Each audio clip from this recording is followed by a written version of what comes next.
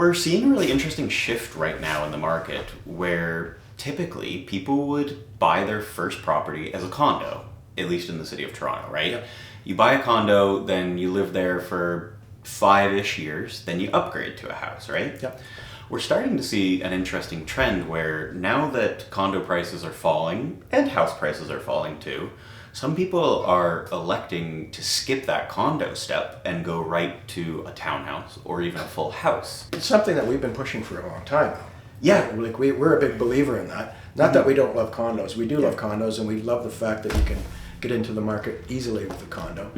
But it's something that we really believe in. Yeah, I think a lot of people were, they've been living in their rental unit for a few years, right? They're starting to save up that down payment, that nest egg. And a couple of years ago, they were looking at an $800,000 condo, Yes. right? And so, they were aiming for the down payment for that. Yep. But all of a sudden, prices are starting to fall. And now you're looking at a nice starter home is $1 million, $1.2 million. Yes. And that looks affordable, right? Yeah, and I think we're seeing maybe people hang on to their rental maybe a year or so longer. Is that? Yeah, I definitely agree. Seems like that. I would also say that just because of demographics, maybe they've been left or been gifted some money from their parents, or more often than not right now, their grandparents. Yep, yeah, So that's starting to happen. It's part of that. We've talked about skip the condo. We're starting to see that more and more. Again, right around that $1 million mark. Why would somebody want to skip a condo step, Jordan?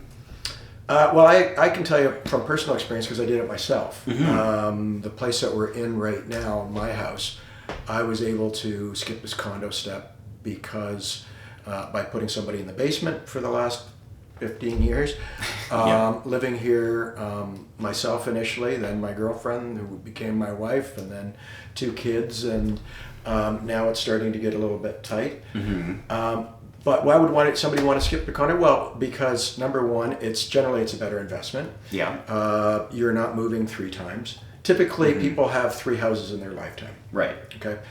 You've got to start with a condo, 7 to 10 year house, and then your lifelong house. Right. And that just is, a feature of equity and building things up. And this way, if you can skip the condo step or even more, you're going to save yourself a lot of fees and a lot of hassle. Yeah, very true. Yeah. Yeah, and I mean, it might not be for everybody, of course, right? Like we say, condos are still great starter homes. Absolutely. And if you're a young professional that's establishing their career and working like crazy hours, they're great. Yeah, and maybe even now a condo is looking appealing for some people where, again, it was $800,000, now it's $600,000. Yep. And maybe you were just totally priced out of the market before. Yep. But now that condo is a more attainable. Yeah, no, we're not speaking against it. It's just it's an interesting trend. That we're talking about here. Yeah. And I think it's probably going to continue.